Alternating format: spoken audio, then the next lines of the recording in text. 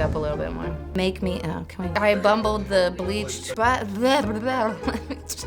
okay. Hey Collide, my name is Chelsea and I am so glad that you're here. We're in the middle of our series called Better Together and it is all about friendship. Friends are the best. Well, except for the ones that get you into trouble. Do you have friends that maybe have a little too much fun or don't always help you make the best choices? Yeah, me too. See, when I was in 8th grade, I was in a punk rock emo stage.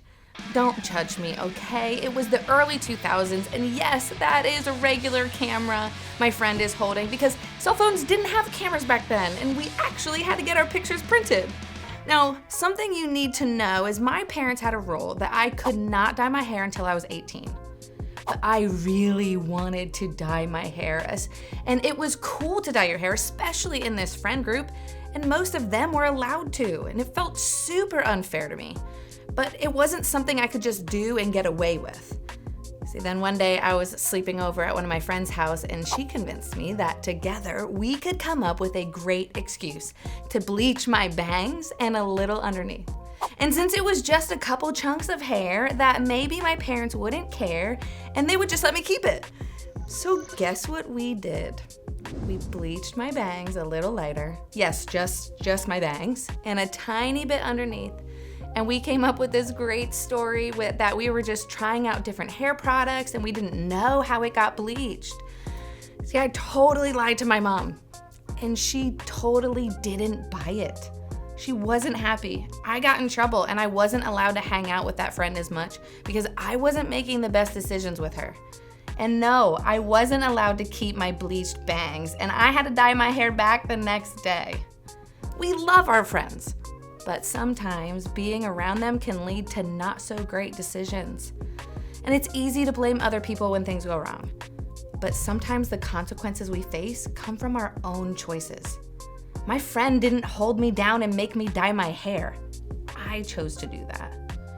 And sure, there are things that just happen, right? Your sibling drops your phone, your bus breaks down, or somebody spills lunch on your shirt. But other times, the things that just happen are really the result of choices that we've made. You got an A because you studied hard, or you failed because you didn't do your work. You got the part because you practiced, or you didn't because you showed up late and unprepared. You stayed out of trouble because you skipped the party, or you got grounded because you went. See, a lot of what happens in your life comes from the choices you make. And many of those choices are influenced by your friends. Maybe a friend encouraged you to cheat, sneak out, lie, or try something you knew wasn't right. Or maybe they pushed you to exclude somebody or make a decision that you regret. You ultimately made the choice, but they helped lead you there. See, that's how friendships work. People have influence. They can push us towards great choices or bad ones. So how do we find friends who influence us to make good choices? There's actually amazing advice about friendship in the Bible from one of the wisest people who ever lived, Solomon. See, God gave Solomon wisdom, and a lot of what he learned is written in the book of Proverbs.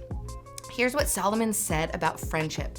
Proverbs chapter 12, verse 26. It says, "The godly give good advice to their friends. The wicked lead them astray." See, Solomon often compares opposites, what's wise and what's foolish. And here he points out two types of people, those who follow God's ways and those who don't. Godly people make choices that are good for themselves and others. Wicked people, or those who don't follow God, make choices that hurt themselves and others. Solomon says godly people choose their friends carefully because they know the people closest to them shape their decisions. I know you don't always get to choose who's in your classes or your neighbor or on your team, but you can choose who you let influence you, the voices you listen to, the people who shape your choices.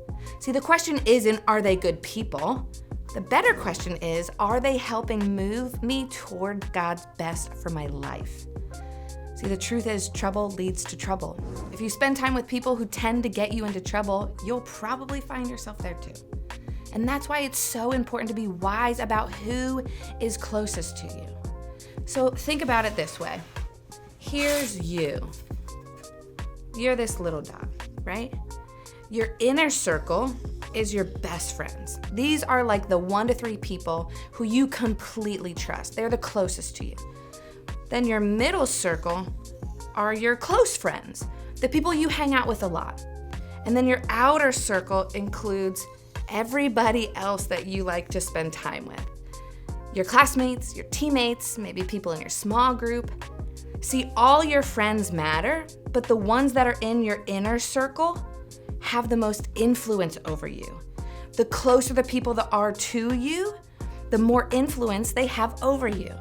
That's why it's so important to make sure those people are the kind of friends that will help you choose what's good and what's wise. People who encourage you towards the best version of yourself, towards God's best for your life. So here's Solomon's advice in a nutshell. Be wise about the people that you choose. Okay, how? Choose your friends carefully. Not everybody should be in your closest circle. Pick friends who are trustworthy, kind, and consistent. People who help you make wise choices and model the life that you want to live. See, even Jesus had a lot of friends and followers, but only 3 best friends: Peter, James, and John. So surround yourself with people who make you better. Friends who bring wisdom, encouragement, and joy into your life. You can still be friendly with everybody, but invest most in the people who help you grow. And remember Solomon's words: choose your friends carefully.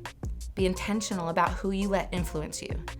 Your small group is a great place to find people who encourage you towards good and wise choices. A safe place to be real, talk about what matters, and grow together. Friendships can definitely be tricky. Guys, you don't have to do it alone. Your leader and your group are here to help. So take a second and think about who are in your circles. Do you need to make any changes to who is influencing you? Have amazing conversations in your group, and we'll see you next time.